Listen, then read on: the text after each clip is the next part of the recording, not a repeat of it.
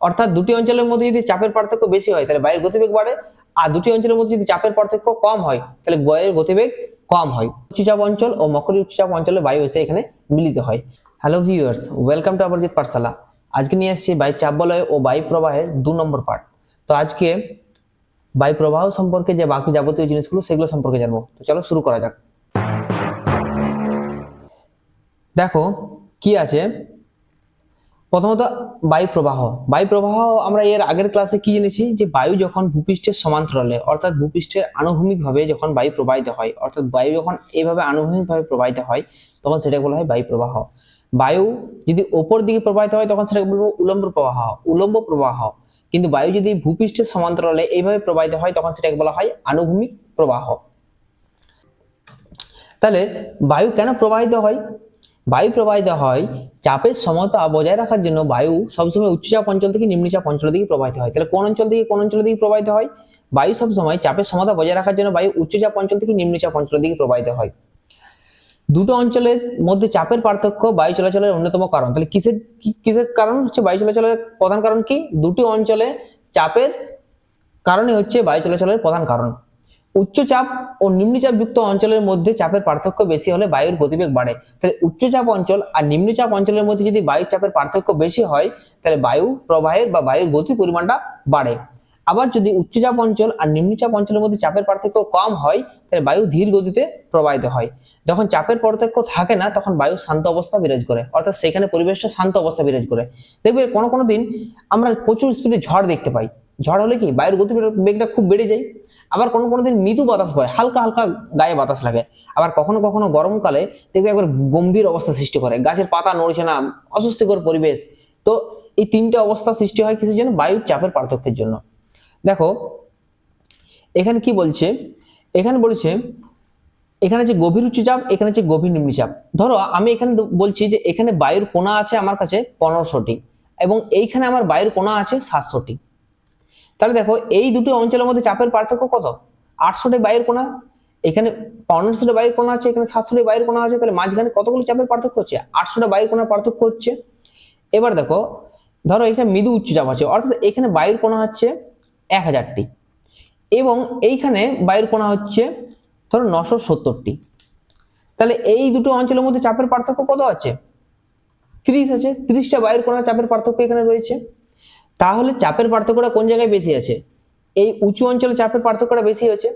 চাপের পার্থক্য যদি এই উঁচু অঞ্চলে বেশি থাকে তাহলে বায়ুর গতিবেগটা কোথায় বেশি হবে? এই অঞ্চলে। কারণ আমরা এর আগেই পড়লাম এখনই যে অঞ্চলে চাপের পার্থক্য যত বেশি বায়ু তত বেশি জোরে সেই অঞ্চলে প্রবাহিত হয়, আর যেখানে চাপের পার্থক্য যত কম সেখানে বায়ুর গতিবেগটা তত কম। তাহলে এখানে বায়ুর গতিবেগ কি হবে? কম হবে। আর এখানে বায়ুর গতিবেগ কি হবে? বেশি হবে, কারণ এখানে 800 হচ্ছে পার্থক্য আর এখানে পার্থক্য কত? 30।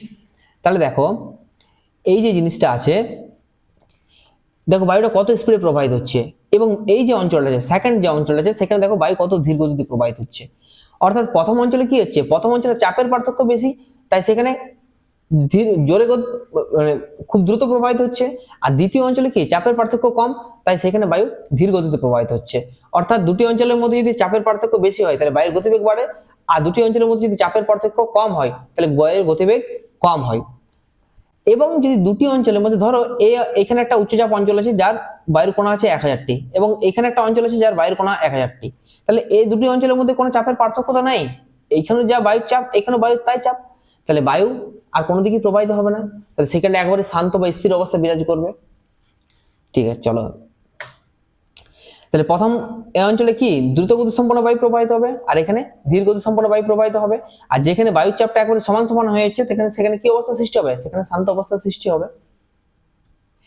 এবার আছে করৌলিস বল। করৌলিস বল কি?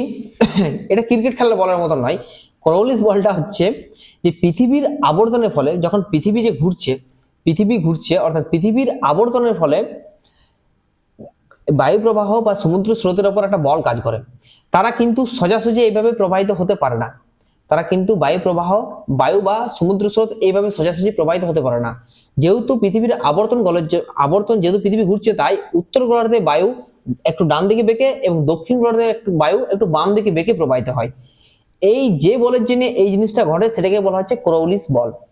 যে বলের জন্য উত্তর গোলার্ধে বায়ু ডান দিকে বা সমুদ্র স্রোত ডান দিকে বেঁকে এবং দক্ষিণ গোলার্ধে বাম দিকে বেঁকে প্রবাহিত হয় সেটাকে বলা হচ্ছে কোরিওলিস বল।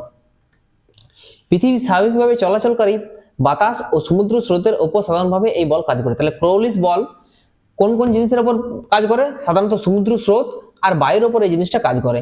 এই কোরিওলিস বলের কারণে উচ্চচাপ থেকে নিম্নচাপের দিকে চলাচলের সময় বায়ু সোজা পথে প্রবাহিত হয় না। কি বললাম? বায়ু সোজা পথে প্রবাহিত হয় না। কি হয়? উত্তর গোলার্ধে বায়ু তার প্রবাহের ডান দিকে বেঁকে যায় এবং দক্ষিণ গোলার্ধে বায়ু তার প্রবাহের বাম দিকে বেঁকে যায়। তাহলে কোন দিকে বেঁকে যায়? উত্তর গোলার্ধে ডান দিকে বেঁকে প্রবাহিত হয় আর দক্ষিণ গোলার্ধে বাম দিকে প্রবাহিত হয়। মার্কিন আবহবিদ বিজ্ঞানী ফেরেল প্রথম এই বিষয়টি উল্লেখ করেন। তাহলে মার্কিন আবহবিদ বিজ্ঞানী ফেরেল প্রথম এই বিষয়টি উল্লেখ করেন বলে এটাকে ফেরেলের সূত্র বলা হয়। তাহলে এই যে জিনিসটা আছে, যেটা উত্তর গোলার্ধে ডান দিকে বেঁকে প্রবাহিত হচ্ছে আর দক্ষিণ গোলার্ধে বাম দিকে বেঁকে প্রবাহিত হচ্ছে, এটা প্রথম বিজ্ঞানী ফেরেল আবিষ্কার করেছিল। তাই তার নাম অনুসারে এটাকে বলা হয় ফেরেলের সূত্র।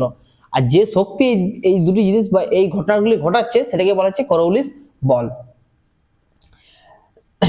দেখো, এই একটা পৃথিবী, এই পৃথিবীর এটা হচ্ছে উচ্চচাপ অংশ, এটা হচ্ছে উচ্চচাপ অংশ, আর এটা উচ্চচাপ আর মাঝখানটা হচ্ছে নিম্নচাপ অঞ্চল। তাহলে এখান থেকে বায়ু আমরা কি জানি? উচ্চচাপ থেকে নিম্নচাপে এইভাবে সোজা আসা দরকার, কিন্তু কি বললাম যে বায়ু উত্তর গোলার্ধে একটু ডান দিকে বেঁকে আর দক্ষিণ গোলার্ধে একটু বাম দিকে বেঁকে প্রবাহিত হয়। তাহলে এই যে বায়ুটা আসছে, তাহলে কি হবে? উত্তর গোলার্ধে একটু কি ডান দিকে বেঁকে যাবে, তারপর সেটা প্রবাহিত হবে। ঠিক সেম টু সেম দক্ষিণ গোলার্ধে বায়ুটা কি করবে? একটু বাম দিকে বেঁকে তারপর প্রবাহিত হবে। তো এইভাবে বায়ু প্রবাহিত হয়। কি কারণের জন্য? এই উত্তর গোলার্ধে ডান দিকে বেঁকে বা দক্ষিণ গোলার্ধে বাম দিকে বাঁকে, সেটা হচ্ছে কোরিওলিস বলের জন্য। আর এই যে ব্যাপারটা আছে, এটা প্রথম কে দেখেছিলেন? সেটা প্রথম দেখেছিলেন বিজ্ঞানী ফেরেল। এবারে বায়ু প্রবাহ, দেখো বায়ু যখন প্রবাহিত হয় তখন কিছু কিছু বায়ু সমুদ্রের উপর দিয়ে প্রবাহিত হয়, কিছু কিছু বায়ু স্থলভাগের উপর দিয়ে প্রবাহিত হয়। তো যে সমস্ত বায়ুগুলি সমুদ্রের উপর দিয়ে প্রবাহিত হয়, সেই সমস্ত বায়ুর গতিবেগ খুব বেশি। যে সমস্ত বায়ু সমুদ্রের উপর দিয়ে প্রবাহিত হয় সে সমস্ত বায়ুর গতিবেগ খুব বেশি, এবং যে সমস্ত বায়ু স্থলভাগের উপর দিয়ে প্রবাহিত হয়, দেখো এই স্থলভাগের উপর দিয়ে প্রবাহিত হয়, সে সমস্ত বায়ুর গতিবেগ কিন্তু কম। তুমি দেখতে পাবে যে স্থলভাগের উপর দিয়ে যে বায়ুটা প্রবাহিত হচ্ছে সেই বায়ুর গতিবেগ কিন্তু খুব কম, আর যে বায়ু জলভাগের উপর দিয়ে প্রবাহিত হচ্ছে দেখো সেই বায়ুর গতিবেগ কিন্তু খুবই বেশি। কি কারণে এই জিনিসটা ঘটে? এই জিনিসটা ঘটে কি কারণে? ধরো যখন বায়ু স্থলভাগের দিয়ে প্রবাহিত হচ্ছে, এটা হচ্ছে স্থলভাগে পাহাড় অবস্থান করেছে, স্থলভাগের মধ্যে গাছপালা অবস্থান করেছে, স্থলভাগের মধ্যে ঘরবাড়ি অবস্থান করেছে তো। এবার যখন বায়ু প্রবাহিত হয়, এদিকে বায়ুটা যখন প্রবাহিত হচ্ছে তখন বায়ু কি হচ্ছে? এই ঘরবাড়ির মধ্যে বাধা পাচ্ছে, বায়ু এই গাছপালার মধ্যে বাধা পাচ্ছে, বায়ু এই পর্বতের মধ্যে বাধা পাচ্ছে। তো বায়ু অধিকাংশ সময় স্থলভাগের উপর দিয়ে যখন প্রবাহিত হয় তখন চারদিকে বাধা পেতে থাকে, আর বাধা পাওয়ার সময় কি হয়? ঘর্ষণ বল কাজ করে, আর এই ঘর্ষণ বলের জন্য বায়ুর গতিবেগটা কিন্তু কমে যায়। তাই স্থলভাগের উপর দিয়ে যখন বায়ু প্রবাহিত হয়, বাধা প্রাপ্তের জন্য বা ঘর্ষণ বলের জন্য বায়ুর গতিবেগ কমে যায়। কিন্তু জলভাগের উপর দিয়ে যখন বায়ু প্রবাহিত হয়, জলভাগ একবার সমান্তরাল থাকে, তো যখন বায়ু প্রবাহিত হয় তখন বায়ুকে কিন্তু কোনো বাধার সম্মুখীন হতে হয় না। তাই জলভাগের উপর বায়ুর স্পিডটা বেশি বা বায়ুর গতিবেগটা বেশি, স্থলভাগের উপর বায়ুর গতিবেগটা কিন্তু কম। এর বায়ু প্রবাহের নামকরণ। বায়ু প্রবাহের নামকরণটা কিভাবে করা হয়? বায়ু যে দিক দিয়ে প্রবাহিত হয় সেই দিক হয়ে বায়ুর নামকরণ করা হয়। ধরো আমি এখানে এঁকে দেখাচ্ছি, এটা হচ্ছে উত্তর দিক, এটা দক্ষিণ দিক, এটা পূর্ব দিক, এটা হচ্ছে পশ্চিম দিক। বায়ু ধরো এই দিক থেকে এই দিকে প্রবাহিত হচ্ছে, বায়ু এই দিকটা হয়ে এই দিকে প্রবাহিত হচ্ছে, তাহলে কোন দিক থেকে প্রবাহিত হচ্ছে? বায়ুটা দক্ষিণ আর পশ্চিম দিক থেকে প্রবাহিত হচ্ছে, তাহলে এই বায়ুটাকে বলা হয় দক্ষিণ পশ্চিম বায়ু। কি বলা হয়? দক্ষিণ পশ্চিম বায়ু। এবার ধরো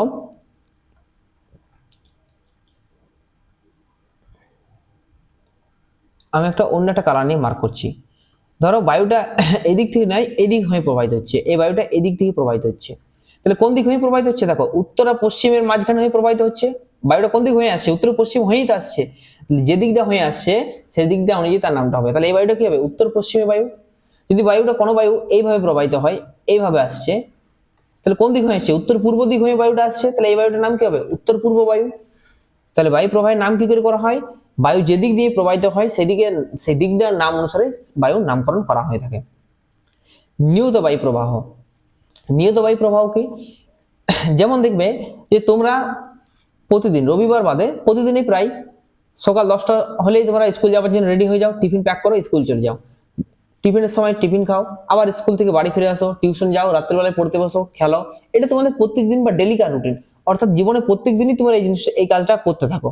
তেমনি পৃথিবীর প্রতিটা অঞ্চলে যে বায়ু সারা বছর নিয়মিতভাবে প্রবাহিত হতে থাকে, তাদের কিন্তু বিরত থাকে না, তারা নিয়মিতভাবে প্রবাহিত হতে থাকে, সেটাকে বলা হয় নিয়ত বায়ু। যেমন আমরা বৈশাখ মাসের সময় দেখবে কালবৈশাখী ঝড় দেখতে পাই, কিন্তু সেই কালবৈশাখী ঝড়টা শুধুমাত্র বৈশাখ মাসে দেখতে পাই, বাকি কিন্তু মাসগুলো বা শীতকালে, শরৎকালে এগুলোর সময় কিন্তু কালবৈশাখী ঝড়টা আমরা দেখতে পাই না। কিন্তু নিয়ত বায়ু কি? তাহলে ওই বায়ুটা কিন্তু যে কালবৈশাখী যে ঝড়টা আছে সেটা কিন্তু সারা বছর প্রবাহিত হয় না, একটা নির্দিষ্ট সময় প্রবাহিত হয়। কিন্তু নিয়ত বায়ু কি? নিয়ত বায়ু হচ্ছে যে বায়ু সারা বছর প্রবাহিত হতে থাকবে, একটা নির্দিষ্ট নিয়ম অনুসারে সারা বছর প্রবাহিত হতে থাকবে, তাকে নিয়ত বায়ু বলা হয়। তাই সারা বছর ধরে নিয়মিতভাবে ভূপৃষ্ঠের সমান্তরালে, সারা বছর ধরে নিয়মিতভাবে ভূপৃষ্ঠের সমান্তরালে যে বায়ু প্রবাহিত হতে থাকে তাকে বলা হচ্ছে নিয়ত বায়ু। তাহলে নিয়ত বায়ু কাকে বলা হচ্ছে? যে সমস্ত বায়ু সারা বছর ধরে ভূপৃষ্ঠের সমান্তরালে একটা নির্দিষ্ট বেগে, নির্দিষ্ট গতিবেগে, নির্দিষ্ট দিকে প্রবাহিত হয়, তাকে বলা হয় নিয়ত বায়ু। নিয়ত বায়ুকে ক ভাগে ভাগ করা হয়? নিয়ত বায়ুকে 3 ভাগে ভাগ করা হয়। কি কি? এক হচ্ছে আয়ন বায়ু, 2 হচ্ছে পশ্চিমা বায়ু, আর 3 হচ্ছে মেরু বায়ু। তাহলে নিয়ত বায়ু ক ভাগে ভাগ করা হয়? 3 ভাগে ভাগ করা হয়। কি কি? আয়ন বায়ু, পশ্চিমা বায়ু আর মেরু বায়ু। এবারে আয়ন বায়ু কি? আয়ন বায়ু হচ্ছে যে কর্কটীয় ও মকরীয় চাপ বলয়ের থেকে সারা বছর ধরে নিয়মিতভাবে নিরক্ষীয় নিম্নচাপ বলয়ের দিকে যে বায়ু প্রবাহিত হয় তাকে বলা হয় আয়ন বায়ু। ধরো এটা হচ্ছে পৃথিবী, তাহলে এই যে জায়গাটা আছে, এটা হচ্ছে কর্কটীয় উচ্চচাপ বলয়। ধরো কলমে কালারটা চেঞ্জ করে দিই। এটা হচ্ছে কর্কটীয় উচ্চচাপ বলয়, এটা হচ্ছে মকরীয় উচ্চচাপ বলয়। তাহলে এই বায়ুটা এদিক থেকে এদিকে প্রবাহিত হবে, উচ্চচাপ থেকে নিম্নচাপ দিকে বায়ু আসবে।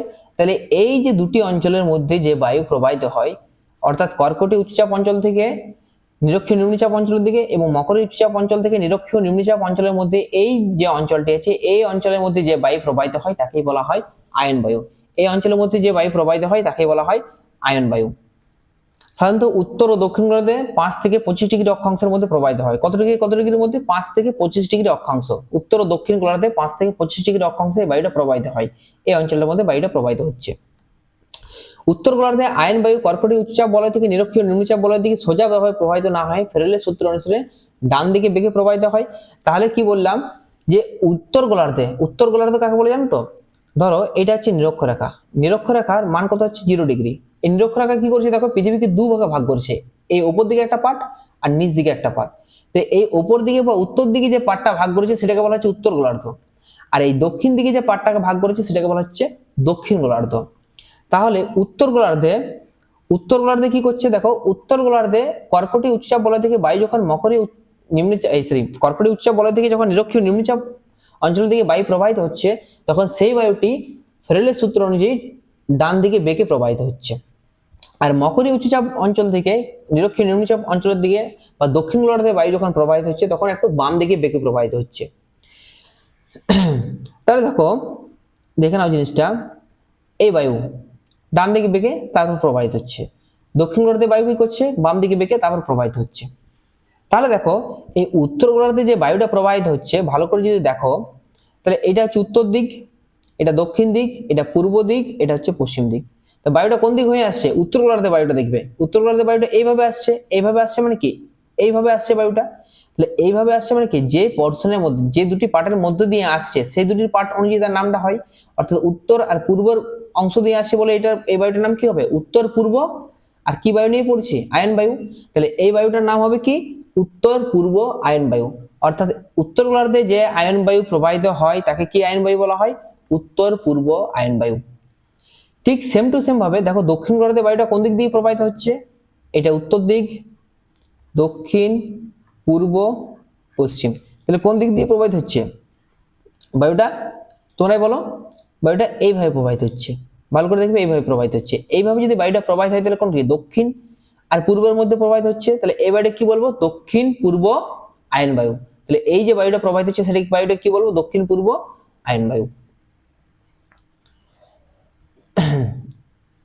উত্তর গোলার্ধে স্থলভাগের পরিমাণ বেশি থাকায় পাহাড় পর্বত, ঘরবাড়ি, গাছপালায় বাধা পেয়ে আয়ন বায়ুর গতিবেগ কমে যায়। তাহলে এর আগে আমরা পড়লাম যে উত্তর গোলার্ধে, অর্থাৎ আচ্ছা দেখে নাও, দেখো উত্তর গোলার্ধে স্থলভাগের পরিমাণটা বেশি, উত্তর গোলার্ধে স্থলভাগের পরিমাণ বেশি, তাই আয়ন বায়ু অধিকাংশ কিসের উপর দিয়ে প্রবাহিত হবে? যেহেতু উত্তর গোলার্ধে স্থলভাগের পরিমাণ বেশি থাকে, তাই আয়ন বায়ু অধিকাংশ কিসের মধ্যে দিয়ে প্রবাহিত হবে? স্থলভাগের মধ্যে দিয়ে প্রবাহিত হবে। আর যদি আয়ন বায়ু স্থলভাগের মধ্যে দিয়ে প্রবাহিত হয়, তো যে বায়ু স্থলভাগের মধ্যে দিয়ে প্রবাহিত হবে সেই বায়ুর গতিবেগ অটোমেটিক্যালি কমে যাবে। এর আগেই কারণটা আমরা জানলাম। কিন্তু দেখো দক্ষিণ গোলার্ধে জলভাগের পরিমাণটা বেশি, দক্ষিণ গোলার্ধে জলভাগের পরিমাণটা বেশি, আর জলভাগের উপর দিয়ে যদি কোনো বায়ু প্রবাহিত হয় তার গতিবেগটা কি হবে? বেশি হবে। তাই আয়ন বায়ুর গতিবেগটা দক্ষিণ গোলার্ধে বেশি, কারণ জলভাগের পরিমাণটা বেশি। উত্তর গোলার্ধে কম, তাই জলভাগের পরিমাণটা উত্তর গোলার্ধে কম। তাহলে কি বলেছে দেখো, বলেছে যে উত্তর গোলার্ধে আয়ন বায়ুর গতিবেগ কত? উত্তর গোলার্ধে আয়ন বায়ুর গতিবেগ হচ্ছে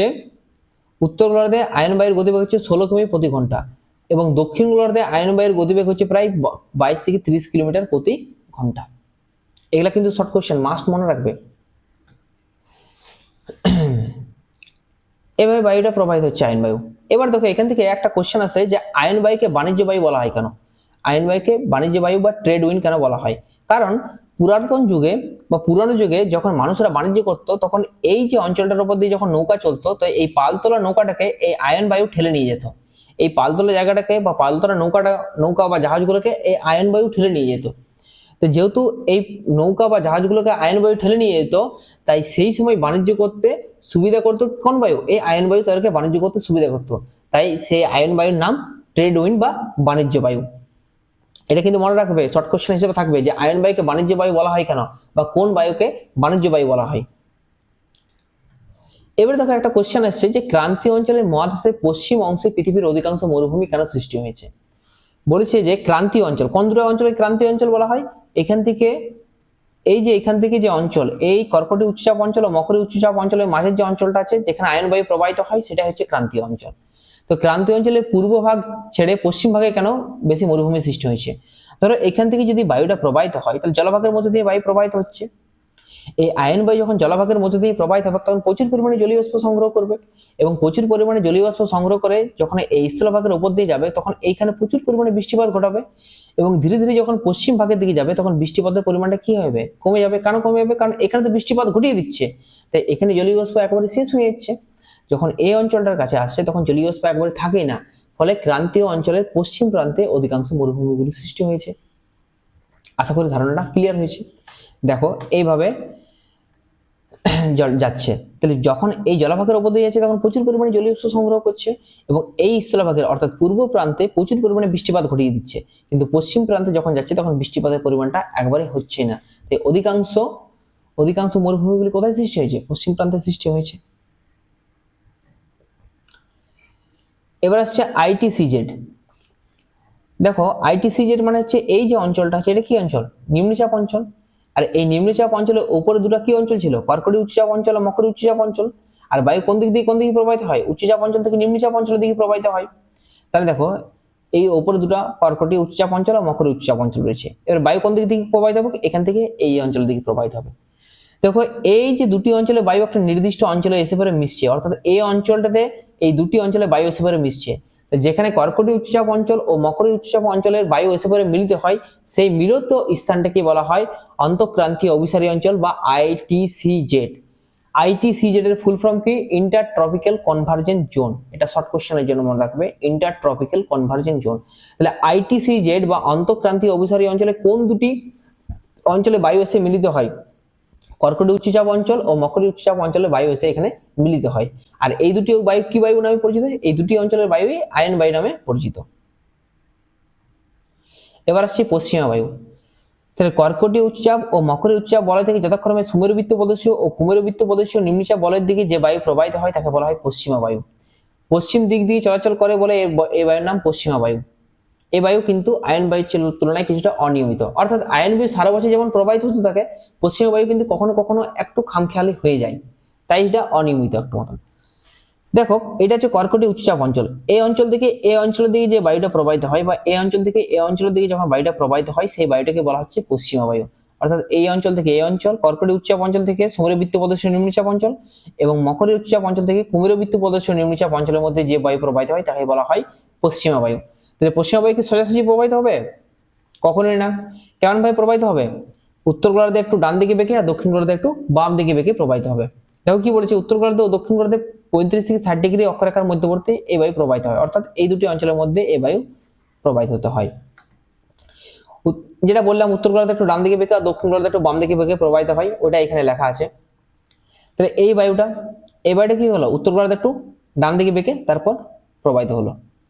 ঠিক বাম দিকের ক্ষেত্রে একই রকম হয়, এইভাবে সোজাভাবে না গিয়ে একটু বাম দিকে বেঁকে এইভাবে প্রবাহিত হচ্ছে বায়ুটা।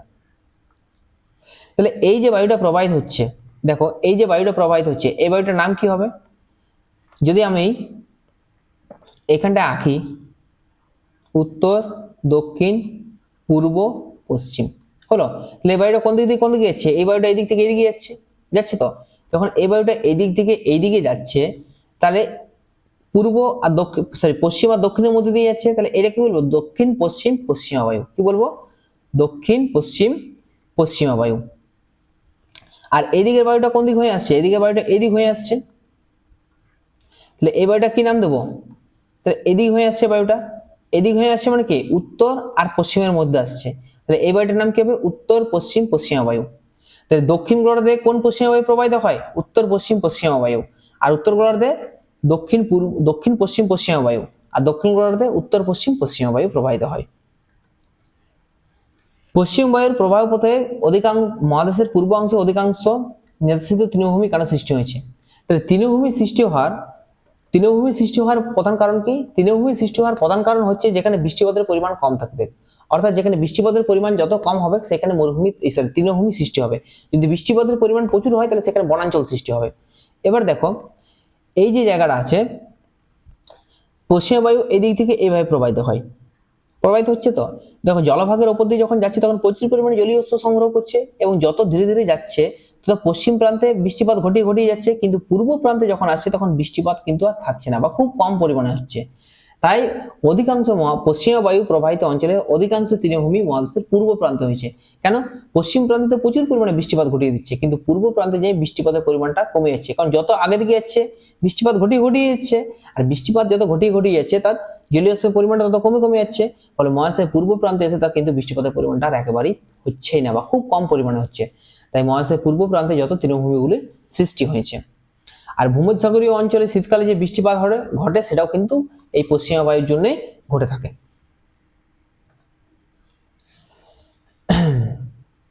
দেখো এটা যেটা বললাম সেটাই কিন্তু এখানে লেখা রয়েছে।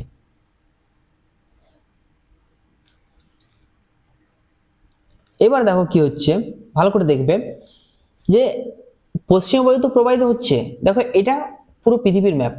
এই যে অঞ্চলটা, এই অঞ্চলটা যে অক্ষরেখা আছে সেটা 40 ডিগ্রি অক্ষরেখা। কত ডিগ্রি অক্ষরেখা? 40 ডিগ্রি অক্ষরেখা। এই 40 ডিগ্রি অক্ষরেখায় দেখো এই শুধুমাত্র দক্ষিণ আমেরিকা অঞ্চলটাতে বায়ু স্থলভাগের উপর দিয়ে প্রবাহিত হচ্ছে, আর কিন্তু এই অস্ট্রেলিয়ার কাছে একটু মতন অঞ্চল যেটা স্থলভাগের উপর দিয়ে পশ্চিমা বায়ু প্রবাহিত হচ্ছে, বাকি কিন্তু জলভাগের উপর দিয়েই পশ্চিমা বায়ু প্রবাহিত হচ্ছে। আর জলভাগের উপর দিয়ে যদি বেশি পরিমাণে পশ্চিমা বায়ু প্রবাহিত হয়, বা জলভাগের উপর দিয়ে যখন যে বায়ু প্রবাহিত হবে তার গতির পরিমাণটা বেড়ে যাবে, আর যে বায়ু যত বেশি গতিতে প্রবাহিত হবে তার গর্জনের বা তার সশব্দে বা তার শব্দের পরিমাণটা বেড়ে যাবে। অর্থাৎ 40 ডিগ্রি অক্ষরেখার উপর যখন পশ্চিমা বায়ু প্রবাহিত হয় তখন প্রচুর শব্দ করে প্রবাহিত হয়, আর প্রচুর শব্দ বা গর্জন করে প্রবাহিত হয় বলে একে গর্জনশীল চল্লিশা বলা হয়। 40 ডিগ্রি অক্ষরেখায় প্রবাহিত হচ্ছে, তাহলে একে বলা হয় গর্জনশীল চল্লিশা। গর্জনশীল চল্লিশা কি বায়ু? পশ্চিমা বায়ু। এবার দেখো এই যে অক্ষরেখা আছে, এই অক্ষরেখাটা 50 ডিগ্রি দক্ষিণ অক্ষরেখা। দেখো এইখানে যতটা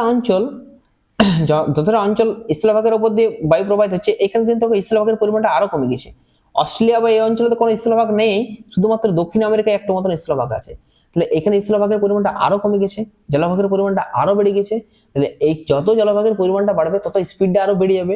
তাই 50 ডিগ্রি অক্ষরেখায় পশ্চিমা বায়ু যে সশব্দে বা প্রচুর শব্দ করে প্রবাহিত হয়, তাই এটাকে বলা হয় ক্রোধোত্তম 50। কি বলা হয়? ক্রোধোত্তম 50। এবারে দেখো এই অক্ষরেখা, এটা হচ্ছে 60 ডিগ্রি দক্ষিণ অক্ষরেখা। কত ডিগ্রি? 60 ডিগ্রি দক্ষিণ অক্ষরেখা। 60 ডিগ্রি দক্ষিণ অক্ষরেখায় দেখো পুরো পশ্চিমা বায়ুটা কিন্তু শুধু জলভাগের উপর দিয়ে প্রবাহিত হচ্ছে, আর জলভাগের উপর দিয়ে প্রবাহিত হয় বলে এখানে প্রচুর শব্দে এখানকার বায়ু প্রবাহিত হয়। তাই এই বায়ুটাকে বলা হয় তীক্ষ্ণ চিৎকার 60। এই অঞ্চলের বায়ুটাকে বলা হয় তীক্ষ্ণ চিৎকার 60। দেখো বহুরূপী পশ্চিমা, এখানে দেওয়া আছে গর্জনশীল 40 ডিগ্রি অক্ষরেখায় সশব্দে যখন বায়ু প্রবাহিত হয়। ক্রোধতম 50 কি? 50 ডিগ্রি দক্ষিণ অক্ষরেখায় যখন প্রচন্ড গতিতে বায়ু প্রবাহিত হয় তখন তাকে ক্রোধতম 50 বলা হয়। আর তীক্ষ্ণ চিৎকার 60 বলা হচ্ছে 60 ডিগ্রি দক্ষিণ অক্ষরেখায় যখন বায়ু সশব্দে প্রচুর স্পিডে প্রবাহিত হয় তখন সেটাকে বলা হচ্ছে তীক্ষ্ণ চিৎকার 60। এবার আসছে মেরুবায়ু। দুই গোলার্ধে মেরু উচ্চচাপ অঞ্চল থেকে শুষ্ক শীতল বায়ু মেরুবৃত্ত প্রদেশীয় নিম্নচাপ বলয়ের দিকে সারা বছর প্রবাহিত হয়। এই বায়ু সাধারণত 70 থেকে 80 ডিগ্রি অক্ষরেখার মধ্যে প্রবাহিত হয়। উত্তর গোলার্ধে ডান দিকে বেঁকে আর দক্ষিণ গোলার্ধে বাম দিকে বেঁকে প্রবাহিত হয়। দেখো এটা হচ্ছে মেরু অঞ্চল। তাহলে মেরু অঞ্চল কি উচ্চচাপযুক্ত অঞ্চল? মেরু অঞ্চল হচ্ছে উচ্চচাপযুক্ত অঞ্চল। এবারে এই উচ্চচাপযুক্ত অঞ্চল থেকে বায়ু কোন দিকে যাবে? নিম্নচাপ অঞ্চলের দিকে আসবে, কিন্তু সোজাভাবে আসবে কি? আসতে পারবে না, একটু বেঁকে আসবে। এভাবে বায়ুটা কি হিসেবে যাবে? বেঁকে বেঁকে যাবে, বেঁকে বেঁকে যাবে। তো তাহলে দেখো বায়ুটা উত্তর দক্ষিণ পূর্ব পশ্চিম, তাহলে বায়ুটা কোন দিক হয়ে আসছে? এদিক হয়ে আসছে, অর্থাৎ বায়ুটা এদিক হয়ে আসছে। তাহলে এই বায়ুটা কি বলবো? উত্তর পূর্ব মেরুবায়ু। তাহলে উত্তর গোলার্ধে যে মেরুবায়ু প্রবাহিত হয় সেটাকে বলা হচ্ছে উত্তর পূর্ব মেরুবায়ু। আর দক্ষিণ গোলার্ধে কিভাবে প্রবাহিত? যেভাবে প্রবাহিত হচ্ছে, তাহলে দক্ষিণ না পূর্বের মাঝে প্রবাহিত হচ্ছে, তাহলে দক্ষিণ গোলার্ধে যে মেরুবায়ু প্রবাহিত হয় তাকে বলা হয় দক্ষিণ পূর্ব মেরুবায়ু। আশা করি বুঝতে পেরেছো জিনিসটা।